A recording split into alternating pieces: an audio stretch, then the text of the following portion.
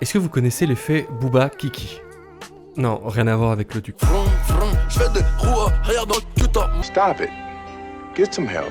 Si je vous présente ces deux formes et que je vous demande d'associer les mots Kiki et Booba à chacune des formes, il y a de fortes chances que vous répondiez la pointue pour Kiki et la ronde pour Booba. Je vous rassure, c'est loin d'être un truc de mentaliste, parce que près de 98% des gens répondent la même chose. Et ce, quel que soit l'âge, le pays d'origine ou le genre.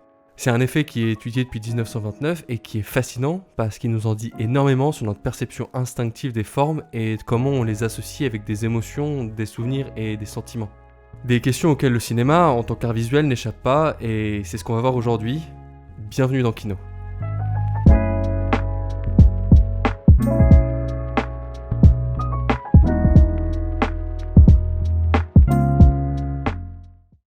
On y va.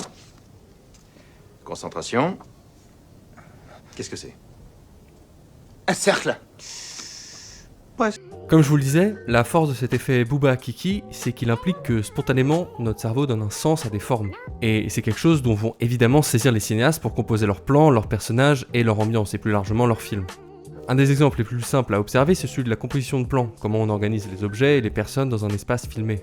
Par exemple, dans Playtime de Jacques Tati, l'omniprésence de carrés et de cadres souligne l'atmosphère écrasante dans l'entreprise dans laquelle le personnage de Tati va foutre un sbeul monstre. Parce que si le carré peut représenter la stabilité ou la force, il est souvent évocateur de rigidité et d'immuabilité. C'est pas pour rien qu'on dit de quelqu'un qu'il est carré quand il est strict. A l'inverse du carré, le cercle représente une certaine idée de la liberté, ou plutôt de la fluidité, quelque chose qui peut se déformer, qui est flexible.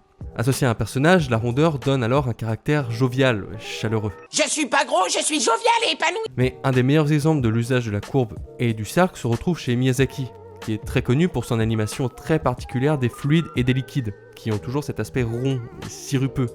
Un effet qui renforce la projection du public dans les mondes qu'imagine le maître de l'animation. On a envie de s'y blottir, d'aller bouffer la bouffe qu'il mange, enfin tout ça donne vraiment trop envie. Enfin, le triangle est une forme qui inquiète, voire qui fait un peu peur. Probablement parce que son côté pointu rappelle des dents ou un objet tranchant et donc suscite un peu la méfiance. Des trucs pointus là. Et c'est très pratique pour le cinéma puisqu'on s'en sert souvent pour souligner le côté inquiétant des méchants de l'histoire. Si on prend par exemple l'orange mécanique, le triangle est omniprésent. À la fois symbole phallique mais aussi représentation aiguë de la façon dont Alex et ses drogues déchirent le tissu social autour d'eux. Un des meilleurs exemples pour saisir ces différents usages des formes est à trouver dans Le Roi et l'Oiseau, où tout ce qui rappelle le roi est pointu, triangulaire et agressif. Ou alors carré, pour symboliser l'immuabilité de ce gouvernement qui est stable mais qui écrase aussi son peuple.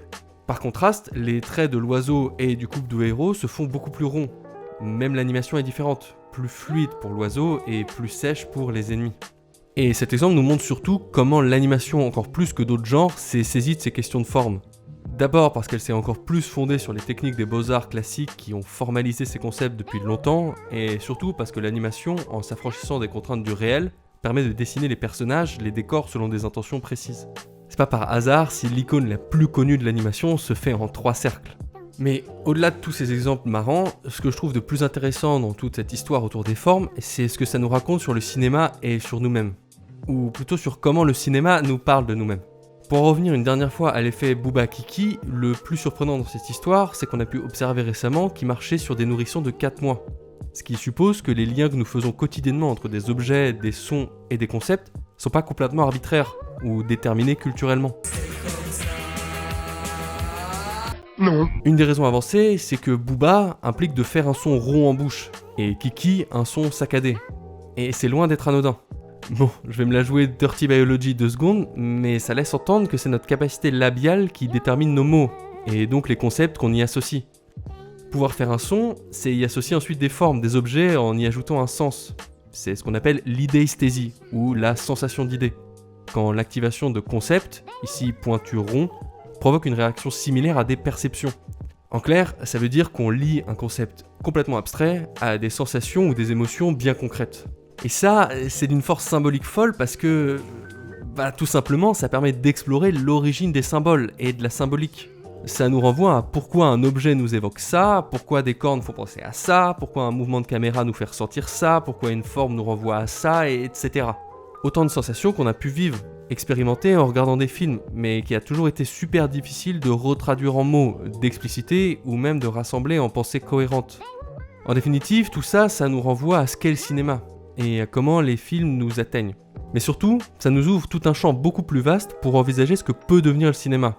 Parce que, comme disait Kandinsky pour parler de la peinture, finalement, c'est que des points et des lignes sur un plan. Alors, on peut faire ce qu'on veut. Allez, je vous laisse là-dessus, parce que si elle vaut pour elle-même, cette vidéo servait aussi à introduire quelques concepts qui seront au cœur d'un prochain kino, que je tease du coup. Si ça vous a plu, je vous invite à vous abonner, comme ça vous êtes sûr de pas la rater, et moi, comme d'hab, je vous dis à plus dans le bus.